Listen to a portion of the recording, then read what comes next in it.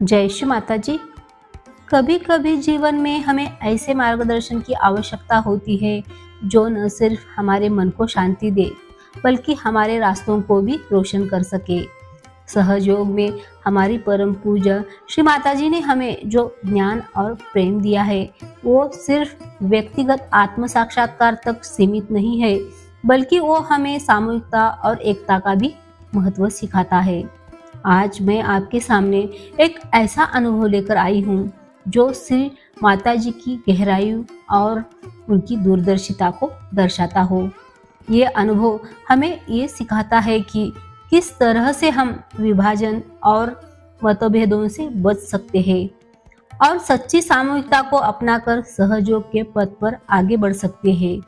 आइए इस दिव्य संदेश को सुनते हैं और अपने हृदय में स्थान देते हैं। एक समय था जब श्री माता जी नियमित रूप से लीडर्स और वरिष्ठ सहयोगियों को उनसे मिलने के लिए बुलाती रहती थी ताकि वे सहयोग के विभिन्न विषयों पर चर्चा कर सके। वर्ष 2001 में कबीला पूजा के दौरान ऐसी ही एक मीटिंग में ये बातें घटी।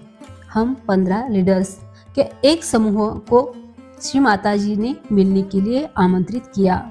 हम सब लोग शांत भाव से लिविंग रूम में बैठे हुए थे और श्री माता जी के आने का इंतजार कर रहे थे। साधारणतः श्री माता जी ऐसी मीटिंगों के दौरान हमारा स्वागत करती और हमसे हमारा हालचाल भी पूछती थी कि आप कैसे हो, आपकी नौकरी कैसी चल रही है। लेकिन इस बार कुछ अलग ही था।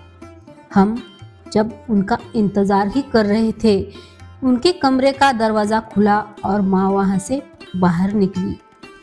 उन्होंने गहरी लाल रंग की साड़ी पहनी हुई थी। उन्होंने हमारा अभिवादन किया और अपनी कुर्सी पर बैठ गई। बैठते ही उन्होंने हमसे एकदम निर्णायक ढंग से बातचीत करना शुरू कर दी। उन्होंने हमसे स्पष्ट शब्दों से निम्नानुसार बातचीत की।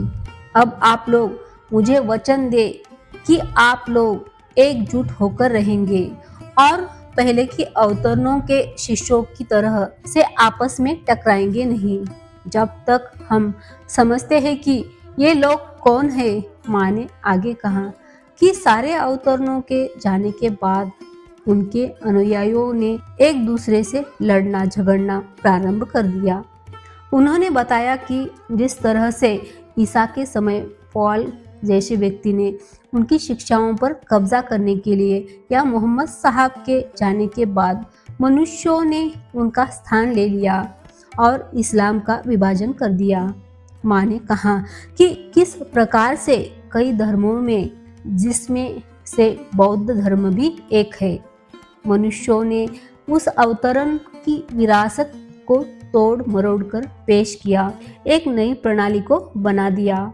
माँ कहती रही कि लेकिन आपको मुझे ये वचन देना होगा, आप लोग मेरे साथ ऐसा नहीं करेंगे। कुछ समय बाद श्री माता जी ने कहा कि यदि मैं आदि शक्ति हूँ तो मेरे साथ आप लोग एक चीज़ नहीं कर सकते कि मेरे जाने के बाद आप आपस में विभाजित नहीं होंगे। श्री माता जी ने आने वाले समय में होने वाली बातों के लिए काफ़ी चिंतित दिखाई पड़ रही थी। उन्होंने बताया कि समाधान इस तथ्य में है कि आप लोगों के पास ये सब कुछ जांचने के लिए वाइब्रेशन है।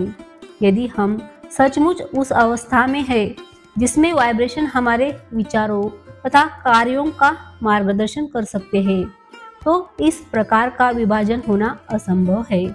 उन्होंने चेतावनी दी कि यदि इस प्रकार की लड़ाई झगड़े होने प्रारंभ हो गए तो इसका अर्थ है कि अभी तक हम आदि शक्ति और उनके वाइब्रेशन से एक रूप नहीं है।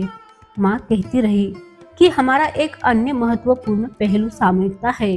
उन्होंने सामूहिकता के महत्व पर काफी जोर दिया कि किस प्रकार से एक ही शरीर की तरह हमें एक साथ जुड़कर रहना होगा, हमें आपस में मिलजुल कर रहना होगा और इस एकता को बनाए भी रखना होगा, बिखरने नहीं देना है।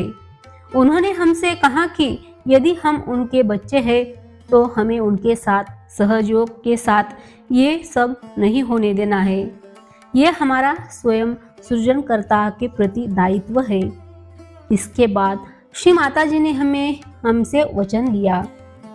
उन्होंने शांतिपूर्वक परंतु दृढ़ता से कमरे में बैठे हम में से हर एक को देखा और कहा कि क्या आप मुझे ये वचन देंगे? हम सबने माँ को देखा। हाँ माँ, हम सब आपको, अपनी परम पावनी माँ को यह वचन देते हैं। हम में से प्रत्येक एक समूह के रूप में और व्यक्तिगत रूप से भी आपको यही वचन देते हैं कि हम सब एकता से रहेंगे। हम सब एकता से रहेंगे। जय श्री माता जी।